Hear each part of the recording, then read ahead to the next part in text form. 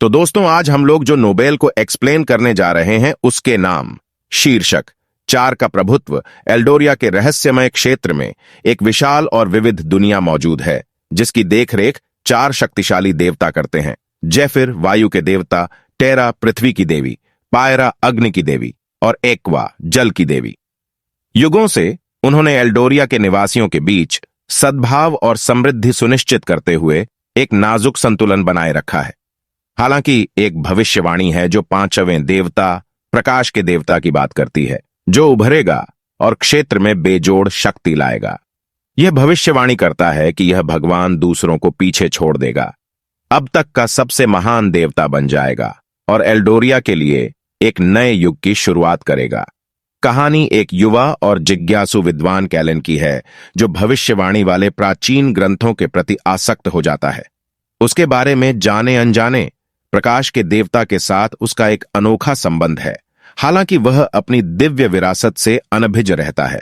जैसे जैसे कैलन अपने शोध में गहराई से उतरता है, एल्डोरिया के क्षेत्र में अजीबोगरीब गड़बड़ी का अनुभव होने लगता है। विभिन्न क्षेत्रों में अप्रत्याशित प्राकृतिक आपदाएं आती हैं और चार देवताओं के अनुयायियों के बीच तनाव बढ़ जाता है। भविष्यवाणी के पूरा होने के डर से अन्य देवताओं के महायाजक और पुजारिने कैलन से सावधान रहने लगे। अराजकता के बीच कैलन को अपने दिव्य वंश के बारे में सच्चाई का पता चलता है। अपनी नई पहचान के साथ सामंजस्य बिठाने के लिए संघर्ष करते हुए वह एल्डोरिया के सबसे बुद्धिमान प्राणियों से मार्गदर्शन चाहता है।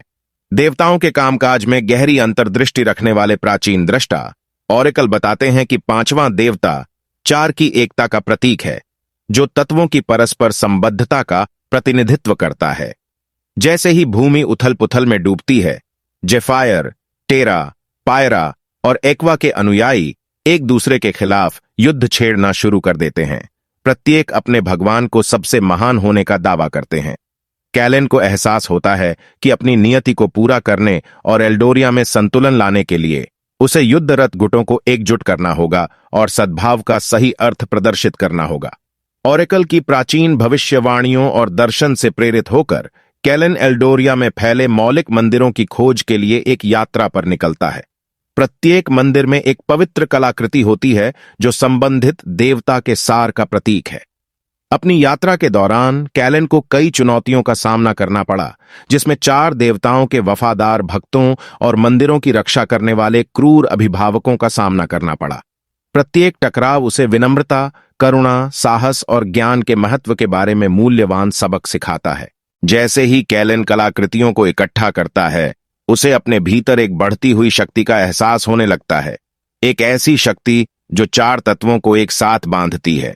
प्रत्येक तीर्थ स्थल की यात्रा के साथ क्षेत्र की उथल पुथल कम हो जाती है और एकजुट एल्डोरिया की फुसफुसाहट इसके निवासियों के बीच फैलने लगती है।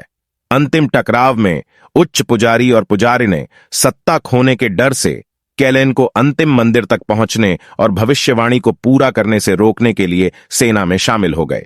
लेकिन कैलन के दोस्त, वे लोग जिनसे वह अपनी यात्रा के दौरान मिला था, उसकी रक्षा के लिए रैली करते हैं और उन लोगों के अत्याचार के खिलाफ खड़े होते हैं जो एकता का विरोध करेंगे। एक चरम प्रदर्शन में कैलन उच्च पुजारियों और पुजारिनों का सामना करती है और उन्हें उनके तरीकों की त्रुटियां दिखाती है। वह साबित करता है कि भगवान की महानता उनकी व्यक्तिगत शक्ति में नहीं, बल्कि उनके अनुयायियों के बीच एकता और सहयोग को प्रेरित करने की क्षमता में निहित है। नई समझ और स्वीकृति के साथ उच्च पुजारियों और पुजारियों ने अपने हथियार डाल दिए। कैलन को पांचवें देवता के अवतार के रूप में स्वीकार किया, प्रकाश का देवता, तत्वों का एकीकरण करता और सद्भाव लाने वाला। जैसे ही एल्डोरिया में शांति लौटती है, क्षेत्र पहले की तरह फलता फूलता है। चारों देवता कैलन को अपने समान मानते हैं, यह समझते हुए कि महानता विभिन्न रूपों में आती है, और साथ में वे अपने साझा डोमेन की समृद्धि सुनिश्चित करते हैं। उपन्यास का अंत कैलन द्वारा प्रकाश के देवता का पद संभालने, एल्डोरिया की रक्षा करने और उसके निवासियों को एक ऐसे भविष्य की ओर मार्गदर्शन करने की प्रतिज्ञा के साथ होता है जहां चारों के डोमिनियन में सहयोग, संतुलन और आपसी सम्मान पनपता है।